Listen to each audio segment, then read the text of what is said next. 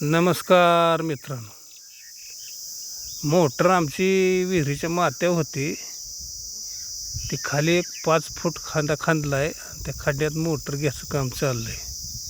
याचं कारण असं मित्रांनो, ऊन इतकं जे वाढलं आहे, भयंकर ऊन वाढलं आहे, त्यामुळं विहिरीच्या पाण्याची पातळी खाली खाली खाली चालली. त्यामुळं फुटबॉलला पाणीच पुरत नाही. म्हणून मोटर खाली त्या खड्ड्यात घ्यायचं काम चाललं आहे. बघा काय करायचं, लय ऊन वाढलं आहे.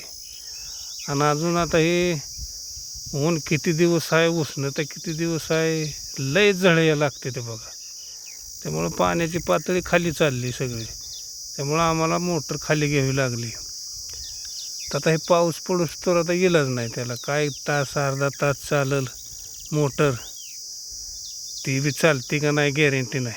पाऊस पडूस तर तेव्हा ते आता मोटर खाली घेतली, ते आता ती फरशी वाटावली म्हणजे कामच झालं बघा. तर शेतकऱ्याची बघा ही अशी अवस्था आहे, लय बेकार अवस्था आहे.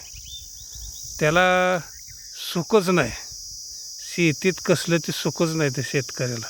परिस्थिती अशी झाली, पीक आता तोंडाला आलं, पावसाचा तडाखा बसतोय, ह्या उन्हाचा तडाखा, पिकं जळते ती. काय करायचं ते शेतकऱ्यानं, लय अवघड होऊन बसले शेतकऱ्याचं. कांदा लावला, त्याला रांग रुपकोला आणायचा, काढणीला आणायचा, मार्केटला नेलं की त्याला भाव नाही, काळी मोल भाव. 4 रुपयानं द्या 5 रुपयानं. काय करायचं त्या शेतकऱ्यानं, अवघड झालं शेतकऱ्यानं. कर कर कर कष्ट करायचं आणि शेवटी त्याला अपयश. मार्केटला माल नेला की अपयश, पाऊस आला ती संकट, ऊन वाढलं ती पिकं जळते ती. करायचं काय ते शेतकऱ्यानं, सगळ्या त्या शेतकऱ्याच्या पुढं अडचणीच. त्यामुळं वैतागून जीव गेला आहे बघा. काय करता, एकतर मार्केटला नेलं तर कुठल्या भाज्याला भाव नाही, कांद्याला भाव नाही, सगळं अवघड होऊन बसलं आहे. कष्ट करून करूनच त्याचं आयुष्य गेलं त्या शेतकऱ्याचं.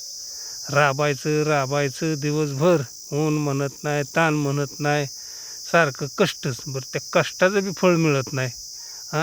मग त्यात समाधान तरी होतं.